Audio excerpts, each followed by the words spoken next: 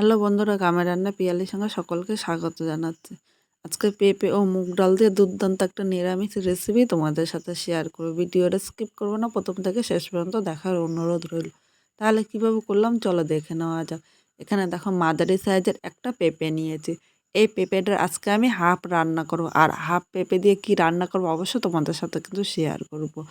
প্রথমে পেঁপেটা আমি কেটে নেব। এই পেঁপের খোসাটা আমি এরকমভাবে কাটবো যাতে এর মধ্যে সবুজ অংশটা না থাকে। পেঁপের এই খোসাটা কাটার সময় যদি সবুজ অংশ থাকে তাহলে কিন্তু পেঁপেটা তেতো লাগবে, খেতে ভালো লাগবে না। পেঁপেটা কাটার পর দেখো সেরকম দানা হয় না, আর পেঁপেটা কিন্তু একদম কচি ছিল। এই কচি পেঁপে দিয়ে এইটা রান্না করলে কিন্তু দুর্দান্ত লাগবে। আমরা সবসময় একরকমভাবে খেতে খেতে যখন মুখে অরুচি চলে আসে তখন এইভাবে কিন্তু তোমরা রান্না করে নিতে পারো। আর যে কোনো নিরামিষ দিন, অনেকে নিরামিষ দিন আসলে ভাবে কি রান্না করবো, একবার এইভাবে রান্না করে দেখতে পারো, খেতে কিন্তু দুর্দান্ত লাগবে। এখানে কথা বলতে বলতে পেঁপেগুলো পরিষ্কার করে নিয়েছে, আর পেঁপের খোসাটা কিন্তু একটু ডিপ করে কাটতে হবে। এবার এই জায়গায় একটা চামচ নিলাম, চামচ দিয়ে পেঁপে আমি পরিষ্কার করে নেবো। আর চামচ দিয়ে খুব সহজেই কিন্তু পুরোটা পরিষ্কার করে নেওয়া হবে। এখানে সব পেঁপেগুলো পরিষ্কার করে নিয়েছে, আর হাফ পেঁপে কিন্তু আমি রেখে দিয়েছি। প্রথমে বলেছিলাম যে আমি হাফ পেঁপে দিয়ে আজকে করব। এবার পেঁপেটা আমি একবার জল দিয়ে ধুয়ে নেব। এখন ধুয়ে পেঁপেটা কাটবো, আর পেঁপে কাটার পর কিন্তু আর ধোবো না। তোমাদের যেইভাবে সুবিধা হয় এখন ধুয়েও কাটতে পারো বা কেটে ধুতে পারো, কিন্তু আমার মনে হয় এইভাবে ধুয়ে তারপর পেঁপেটা কাটা উচিত। এখানে পেঁপেটা আমি 2বার ধুয়ে নিয়েছি, এবার আমি তুলে নিলাম। এখন আমি দেখো একটা পেঁপের আরও হাফ করে নিয়েছি। এবার এই হাফটা আমি একদম কুচি কুচি করে কেটে নেব। এরকম করে কেটে একদম কুচি কুচি করে কেটে নিচ্ছি। তোমরা কিন্তু তোমাদের ইচ্ছা মতো কেটে নিতে পারো। তোমরা বটি দিয়েও কাটতে পারো বা গেটার দিয়েও করতে পারো, কিন্তু যতটা পারবে একদম মিহি কুচি করে এইভাবেই কিন্তু কাটতে হবে। এখানে সব পেঁপেগুলো কাটা হয়ে গিয়েছে। এখন আমি এই পেঁপেগুলো এক সাইডে রেখে দিলাম। এখানে আমি একটা বাটি নিয়ে নিলাম। হাফ চামচের কম আমি জিরের গুঁড়ো নিয়েছি। যতটা জিরের গুঁড়ো নিয়েছি তার হাফ আমি ধনিয়ার গুঁড়ো দিয়ে দিলাম। স্বাদ অনুযায়ী লবণ নিলাম। প্রয়োজন মতো হলুদ নিয়েছি। হাফ চামচ আমি ঝাল লঙ্কার গুঁড়ো নিয়েছি। আর যারা এই লঙ্কার গুঁড়ো পছন্দ করে না তারা কিন্তু ইচ্ছে করলে স্কিপও করতে পারো।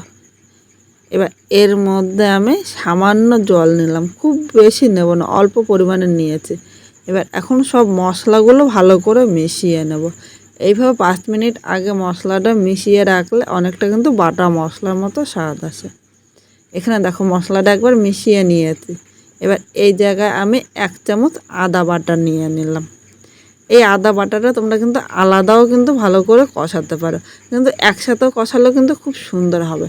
এই আদাটাও মশলার সাথে নেড়ে তেড়ে মিশিয়ে নিয়েছি। এখন এই মশলার বাটিটা আমি এক সাইডে রেখে দিলাম। এবার মূল রান্নায় চলে আসলাম। এদিকে কড়াইটা বসিয়ে দিয়েছি, আর এই জায়গায় 50 গ্রাম আমি মুগ ডাল নিয়েছি। ডালটা তোমরা কম বেশি করে নিয়ে নেবে, তোমাদের যতটা লাগে ততটাই কিন্তু নেবে, কিন্তু খুব বেশি লাগবে না। এই জায়গায় 1 থেকে 1.5 মুঠ মুগ ডাল নিয়ে নেবে। মুগ ডালটা আমি হালকা লাল করে ভেজে নেব, খুব বেশি ভাজবো না, খুব বেশি ভাজলে কিন্তু ভালো লাগবে না।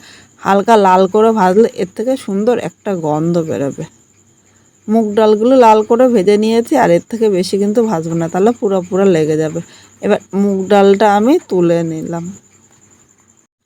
কড়াইটা পরিষ্কার করে নিয়েছি। এবার এই জায়গায় 1.5 চামচ সর্ষের তেল দিলাম। এই রান্নাটি কিন্তু অবশ্যই সর্ষের তেল দিয়ে বেশি ভালো লাগবে। তোমরা ইচ্ছা করলে কিন্তু সাদা তেলও নিতে পারো। তেলটা এখানে গরম করে নিয়েছি। এবার কেটে রাখা আমি পেঁপেগুলো এর মধ্যে নিয়ে নিলাম।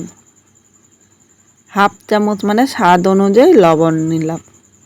লবণটা পেঁপের সাথে নেড়ে চেড়ে মিশিয়ে নেব। এবার মিডিয়াম আগুনে কিন্তু পেঁপেটা ভাজতে হবে। মিডিয়াম আগুনে ভাজলে পেঁপে ভাজাটাও কিন্তু খুব সুন্দর হবে। এখন কিন্তু আমি হলুদ দেবো না, হলুদ দিলে পেঁপেটা কিন্তু সেদ্ধ হবে না, তখন খেতে ভালো লাগবে না। এখানে লবণটা নেড়ে চেড়ে মিশিয়ে নিয়েছি। এবার ঢাকনি দিয়ে আমি মিডিয়াম আগুনে 2 থেকে 3 মিনিট এইভাবেই রান্না করে নেব।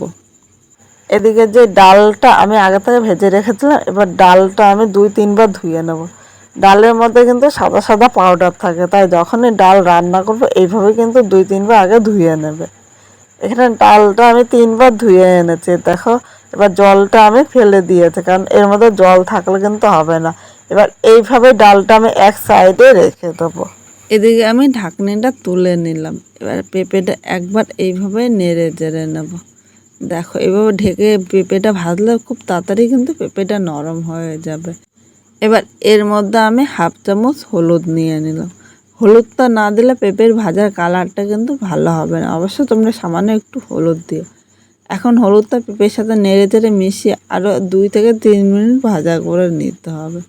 আজকে খুব সাধারণভাবে রান্না করছে, আর কিন্তু রান্নাগুলো এত সুন্দর হয়েছে, একবার না খেলে কিন্তু তোমরা বিশ্বাস করবে না। এখানে পেঁপেটা হালকা লাল করে ভেজে নিয়েছে, দেখো। এর থেকে বেশি ভাজবো না, এর থেকে বেশি ভাজলে খেতে কিন্তু ভালো লাগবে না। এখন আমি পেঁপেগুলো একটা পাত্রের মধ্যে তুলে নিলাম। এদিকে কড়াইটা পরিষ্কার করে আবার এর মধ্যে 1 চামচ সর্ষের তেল নিয়ে নিলাম। খুব বেশি কিন্তু তেল লাগবে না, খুব অল্প তেলে কিন্তু পুরো রান্নাটা করব। তেলটা গরম হয়ে গিয়েছে। এবার এই জায়গায় আমি একটা শুকনো লঙ্কা ও 2টো তেজপাতা সম্বাদ দিলাম। এবার এখানে যে মশলাটা আমি রেডি করে রেখেছিলাম, মশলাটা আমি নিয়ে নিলাম।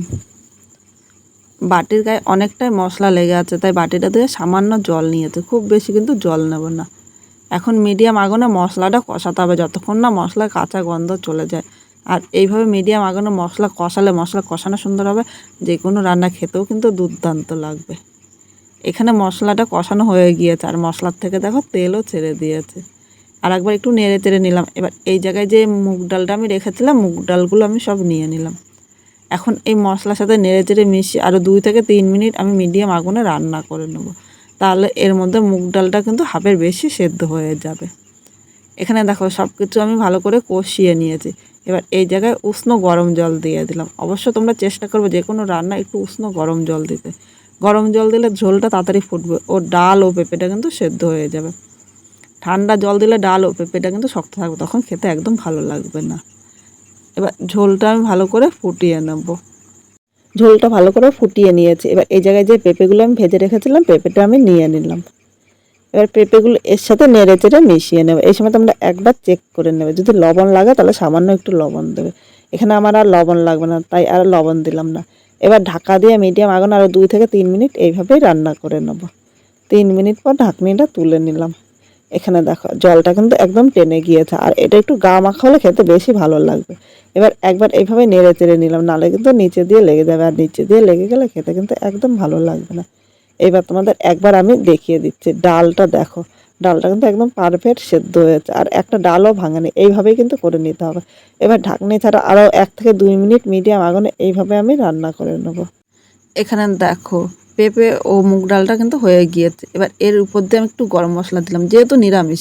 গরম মশলা ও সামান্য একটু চিনি দিয়েছে, কারণ মিষ্টি ছাড়া কিন্তু একদম ভালো লাগবে না। সব কিছু নেড়ে চেড়ে মিশিয়ে নিলাম। এবার আমি 1 মিনিট স্ট্যান্ডিং টাইমে রেখে দেবো। 1 মিনিট পর নামিয়ে নিলাম। আজকে আমার এই নতুন রান্নাটা তোমাদের কীরকম লাগলো অবশ্য কমেন্ট করে জানাতে কিন্তু ভুলো না। নতুন কোনো বন্ধু আমার এই ভিডিওটি দেখতে আসলে ভালো লাগলে একটা লাইক, শেয়ার আর কমেন্ট করো। সাবস্ক্রাইব করে পাশে থাকো, যাতে নতুন নতুন ভিডিও আপলোড করলে সবার আগে নোটিফিকেশন আপনার কাছে পৌঁছিয়ে যায়।